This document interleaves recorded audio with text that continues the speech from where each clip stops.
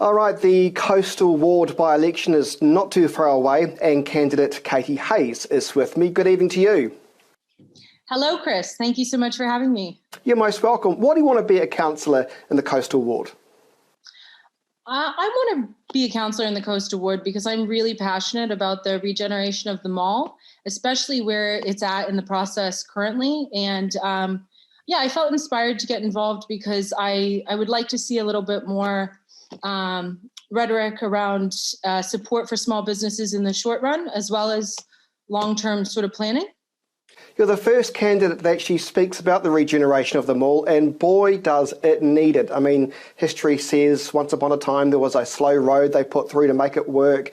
They've put the pier in, they've put the library in, the hot pools, but it still seems to be a mall with nothing in it. Why do you think that's the case?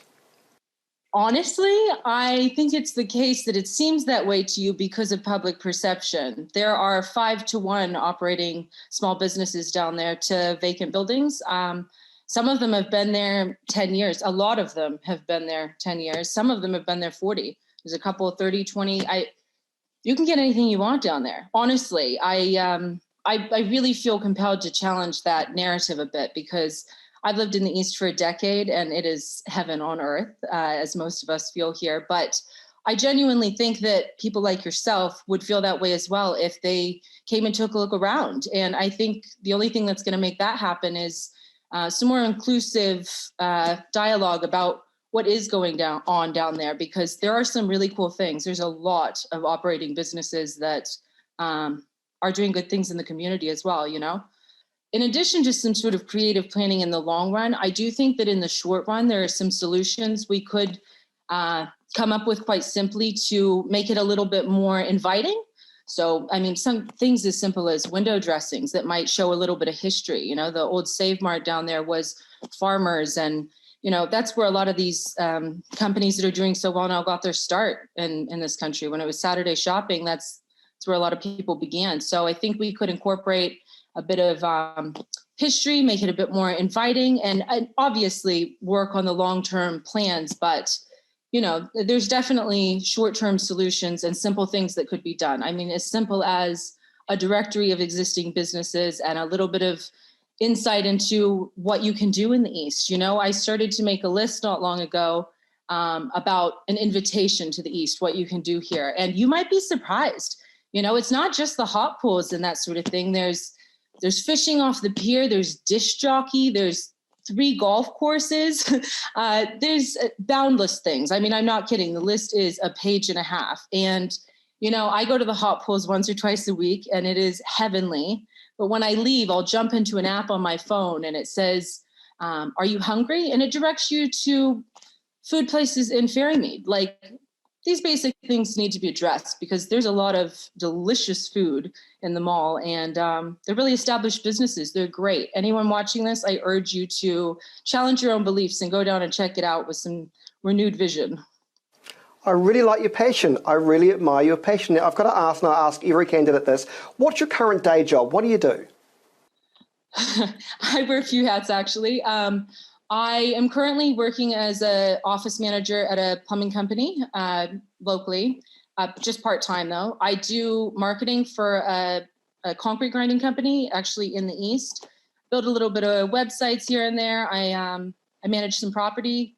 I've managed that property for most of my adult life, actually, and it's all in the East, so I'm semi-familiar with the issues. Actually, I'm quite intimate with the issues based just on that alone.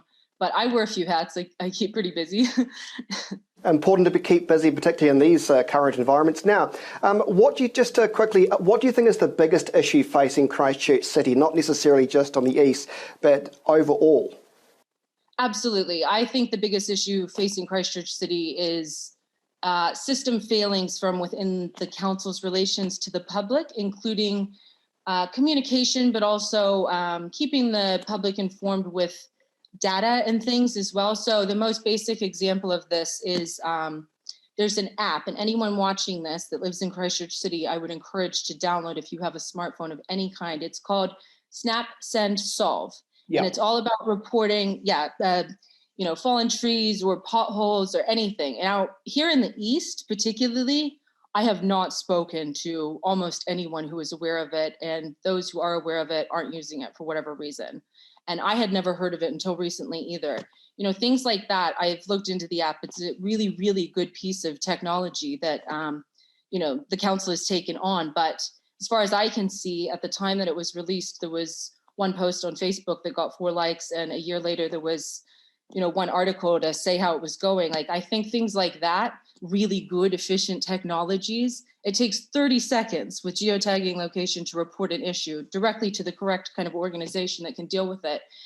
Things like that, we need to identify where things are falling through and maybe look at some of the data and get that data back to the people, that can collectively problem solve it as a community. So that app specifically, it would be good to know, who is reporting. If Fendleton's reporting, much higher rates than the rest of the city, why is that? What has their councillor done to communicate that to their locality, better than the rest of us? Or if they are using it and there's a pothole that's been reported 100 times and it hasn't been fixed, is it an issue with the organization that's receiving that, or is it the subcontractor it gets passed on to? These sorts of things, this sort of information, and it would allow us all to collectively problem solve, which I think would be more valuable than any individual kind of instinct.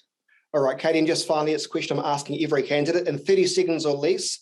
Why should the good people of the Coastal Ward vote for you? The good people of the Coastal Ward should vote for me because I am truly passionate about everything happening here, and I love this community, heart and soul, and I have the experience to do this. And if you check out my website, I have katieforcoastal.co.nz. I have a CV. I have a bit about me personally, and a little bit about my strategy and my insights. And I would encourage anyone watching this, please reach out to me if you feel there's something that's not being represented in the rhetoric currently. Really nice to speak with you. Thanks so much for your time this evening. Yeah, no.